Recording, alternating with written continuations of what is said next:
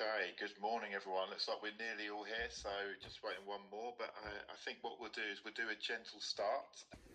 So, I live with my mum and her partner just because of the economic climate that we live in. And that means I rarely get to act like an independent adult. And if I'm not pretty much home alone, I turn into a paralysed 26-year-old just living in a bedroom. And, I don't feel like I can cook, I don't feel like I can do anything, which, requires me actually being an independent adult. So often over the years that has led to many eating issues and just feelings of things not being worth it, like I don't fancy eating, it's too much work. What if someone comes home, then I'm going to have to clean up and stop and then feel rubbish, not want to eat it anyways, blah blah blah. And today I pushed through and I'm going out to the garden to get the ingredients to make the food. And I think, I don't actually know a time I've done that before. Otherwise I would have just gone up to bed, taken a nap until, I don't know, the next couple hours I get free to myself again. So, yeah. I think that is a result of the medication and the upped dose of my medication, and it's a lot of success stories. So it's nice to share those things whilst they're happening, because I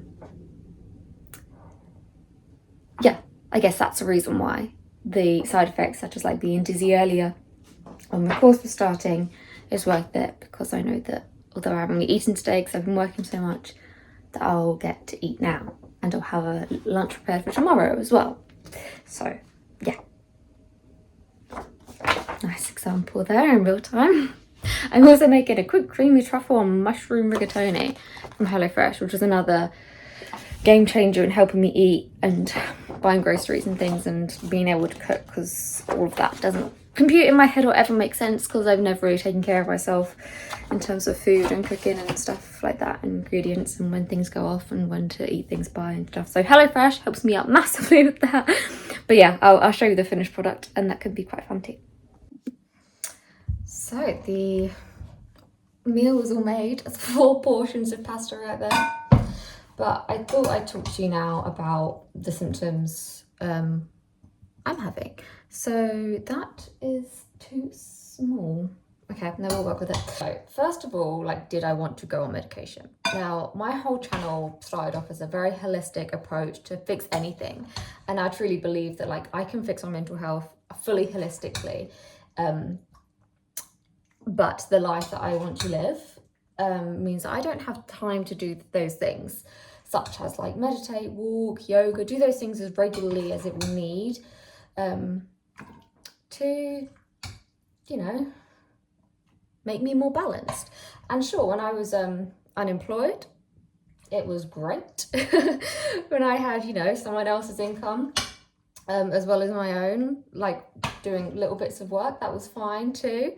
But completely by myself, I can't live as an adult pretty much and have that life. But I'm okay with that, and that's sort of why I am still employed. I know people who are not employed and do it that way, but yeah, so I guess when I was younger, I definitely had a stigma against medication. I still do think I would love to, I'd love to just have a life living in the woods, and capitalism wasn't a thing, and we just barter with the goodness of our hearts, and crime wasn't a thing, and bad people didn't exist. That's the life I want, obviously. But I am happy with how my life is right now, and it's really interesting. I was doing a mental health first aider course this morning, and we were saying about the stigma of certain words,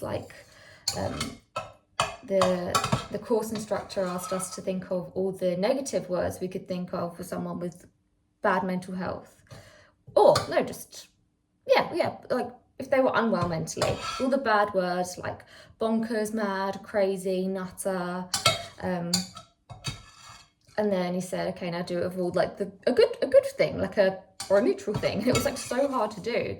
So it just sort of highlighted the actual stigma that is there, which I didn't actually think there was too much of it anymore, but yeah, if that makes sense. But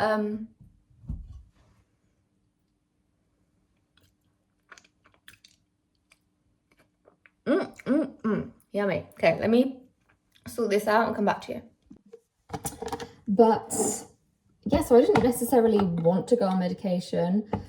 I've had different types of therapy, and in the past, when I was younger, like a teenager, I definitely wanted medication because I didn't really understand it very well. I just wanted everything to go away, and I thought medication would do that.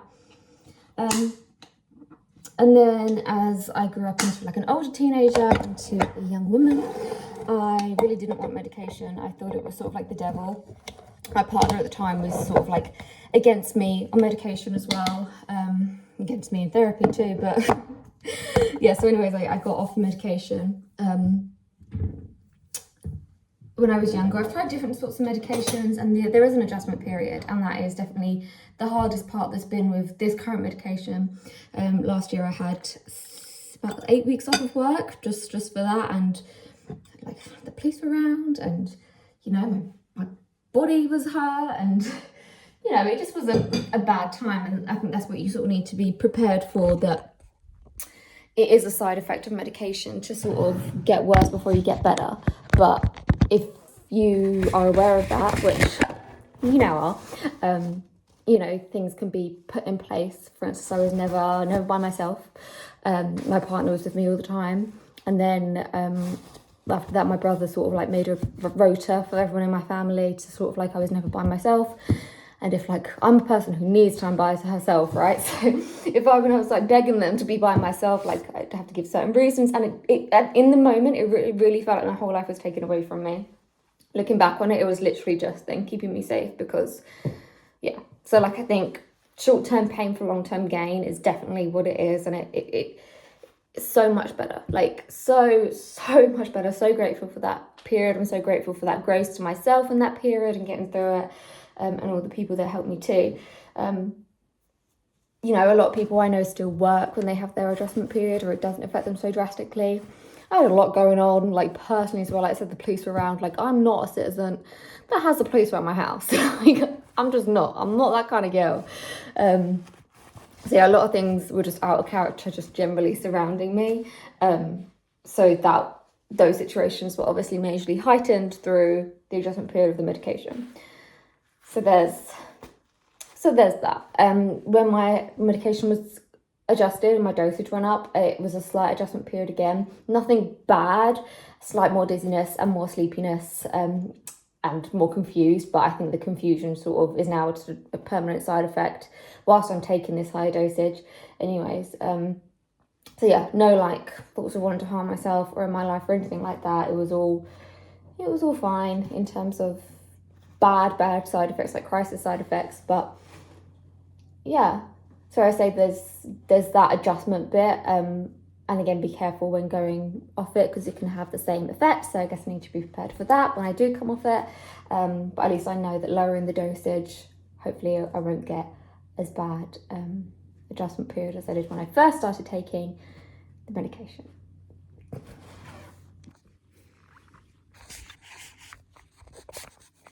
Okay, I've now sat down.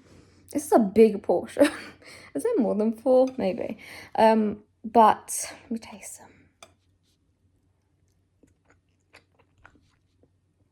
So good. So good. Oh my gosh, let me make this quick so I can quickly eat that pasta. But yeah, so the main side effects I get is confusion. Let me stand up actually.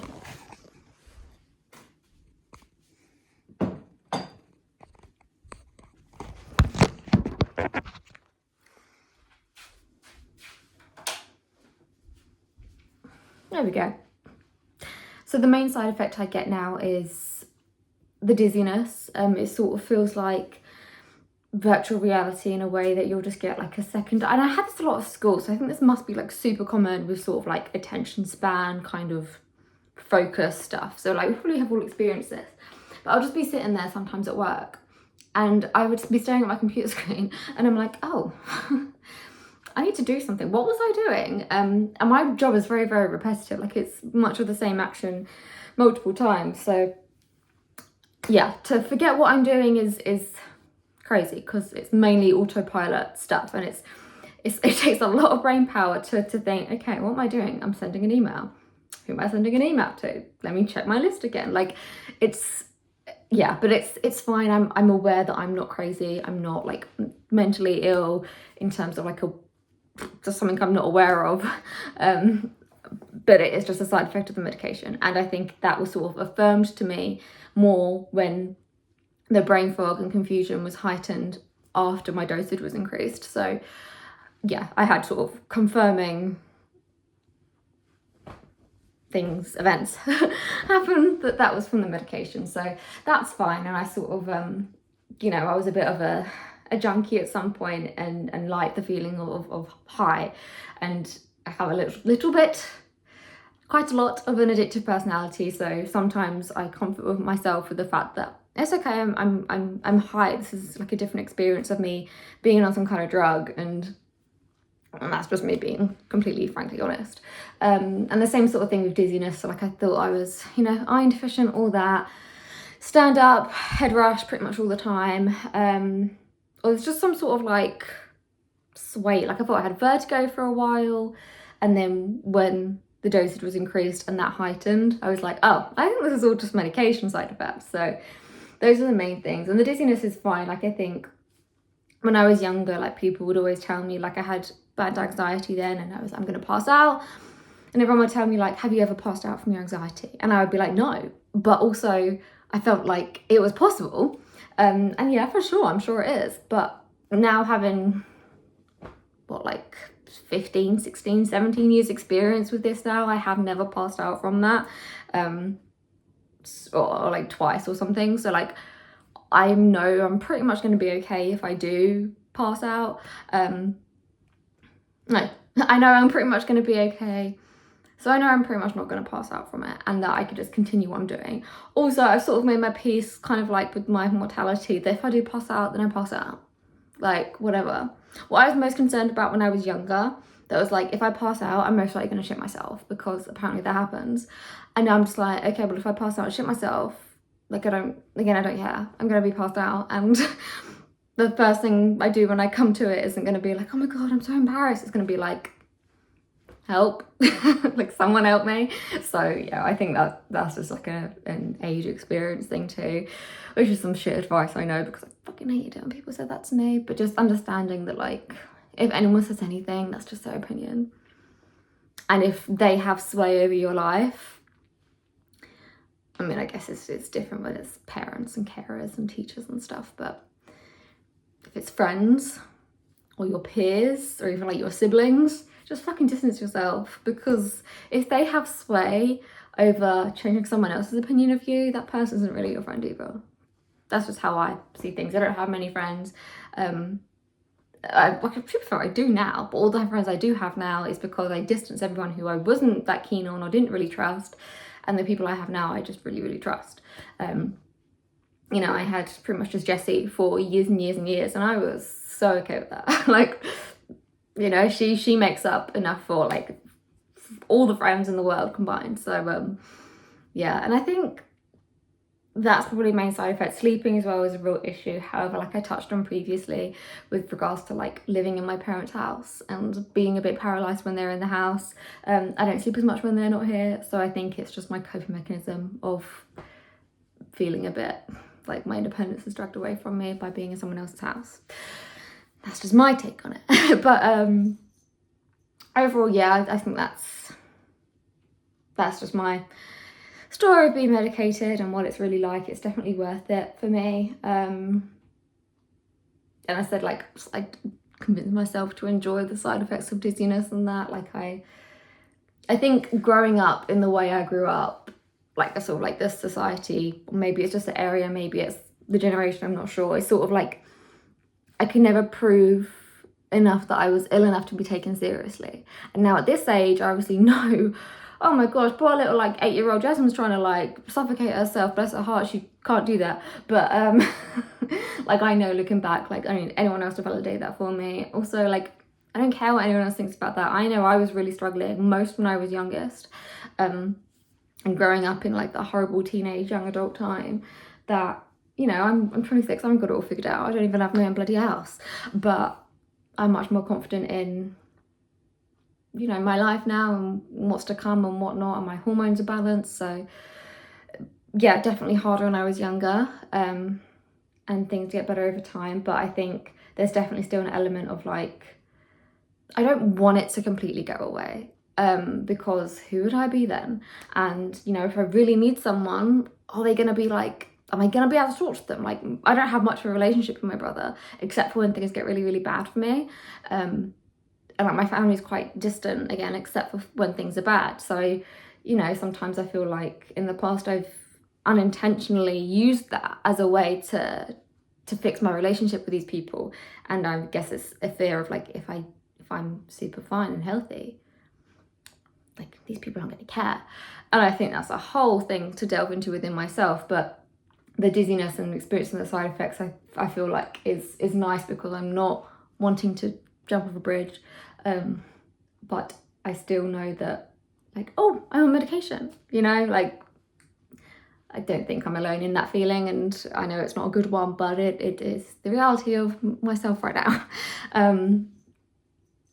And yeah, in regards to taking the medication, I have an alarm on my phone, and I take it every evening, because I don't wake up at the same time every day. Sometimes it's like 2 p.m, sometimes it's 6 a.m, and you know, that can't be a regular thing. So in the evening, I mostly wake around 8 o'clock. I take it around 8 o'clock every day. Sometimes I've missed it and I just get super dizzy, like super dizzy, a bit erratic, like nothing really matters, sort of like I'm in a video game and I've got an infinite amount of lives. And in those moments, I just tell people around me, because I like, it really doesn't feel real. And again, I sort of like that feeling because it gives me a high. However, I get a horrific headache and disgustingly horrible, vivid nightmares. So yeah, that convinced me to take my tablet. But that's the end of this, really. Nothing's meant to, I don't know, I just want to show some reality of it, because if someone doesn't, then no one does, and if one person does, then it becomes normal. So thank you for watching. I hope, you know, you can try and comment, DM me, email me about your situation if you want, and if you want advice. I have just done my level 2 counselling, and I am doing a mental health first aider course, so, you know, I'm a great listener. Despite the fact I just yap at you on YouTube videos for however long, I can listen. So yeah, reach out if you need to, and I can provide you with resources to help you, no matter what stage or what you're feeling. So yeah, thank you for watching. If no one's told you lately, I'm super proud of you. I love you so much, and I will see you next time. Bye.